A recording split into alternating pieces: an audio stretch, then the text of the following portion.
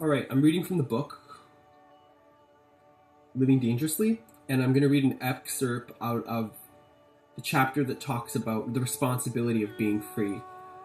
I'm just going to read the final little bit of it. It says, "It is you, in the final analysis, always you, the decisive factor who decides what happens to you. Remember it. This is very key. If you are unhappy, it is you. If you are not living rightly, it is you. If you are missing, it is you. The responsibility is totally yours. Don't be afraid of this responsibility. Many people become too much afraid of the responsibility because they do not see the other side of the coin. On the one side, it is written responsibility, which is just the root word response and able.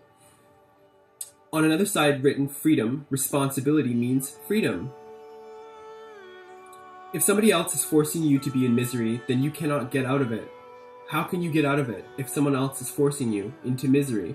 Unless the other decides not to make you miserable, you can never get out of it.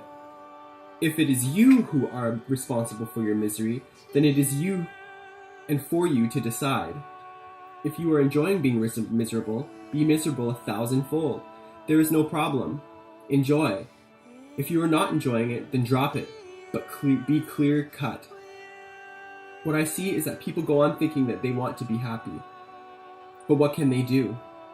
They are being forced to be miserable. This is absolutely absurd. Nobody is forcing anybody. Nobody can force anybody to be miserable. A man who knows how to be happy becomes happy in any sort of situation. You cannot give him any situation in which he will not find something to be happy about. And there are persons who have learned the trick of being unhappy, and you cannot give them any situation in which they will not find something to be unhappy about. Whatever you want to find, you will find. Life goes on supplying all sorts of things to you. You choose. I have heard 2 men were imprisoned.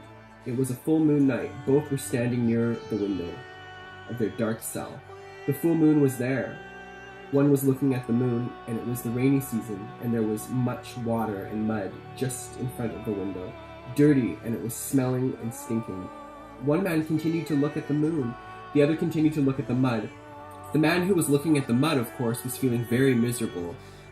And the man who was looking at the moon was aflame, aglow. His face was reflecting the moon. His eyes were full of beauty. He had completely forgotten that he was imprisoned. Both are standing at the same window, but they are choosing different things. There are people, if you take them to the rose bush, they will count the thorns.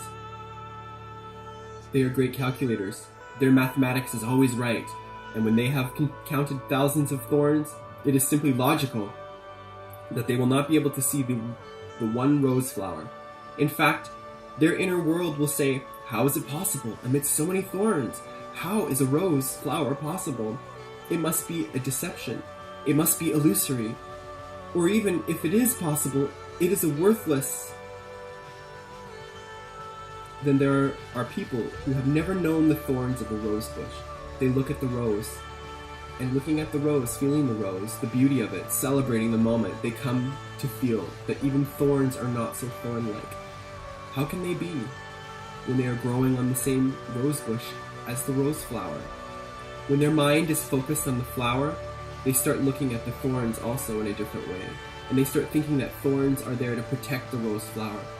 They are no longer ugly, they are no longer irrelevant, and they are no longer anti. A positive attitude arises. It is up to you to make whatsoever you want out of your life.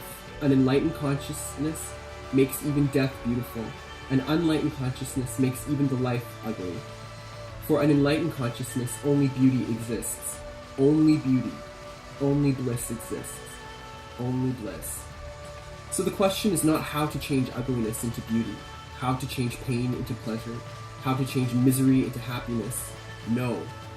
The question is how to change the unconscious to the conscious, the unenlightened attitude into the enlightened attitude, and how to change your inner world of being, how to attain the life affirmative values and drop the life negative values. And that is what I have to say today, and what was so inspiring to me to read, because I started reading this book about a year or so ago, and it was one of the ones that I just picked up and couldn't put down because I just felt like I was speaking my language. And all of you will find books along the way that kind of speak to you and speak your language. So hopefully you can kind of incorporate those things into your belief system and into whatever you have to bring to this world. And I just hope that we can all live dangerously, like this book so eloquently and so poignantly is described by to Watkins, I think, who redid it, but it's based on the Masters of Wisdom, selections of an inspiring, memorable writings and teachings from celebrated sages, seers, and leaders of the modern age, and Osho just happened to be one of the main ones that they use.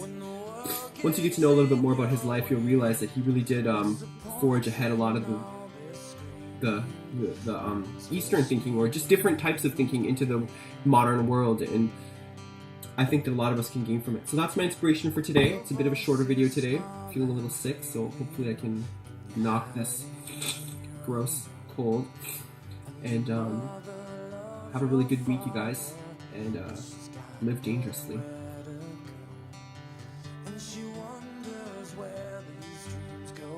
Say, Julie, what's your lesson?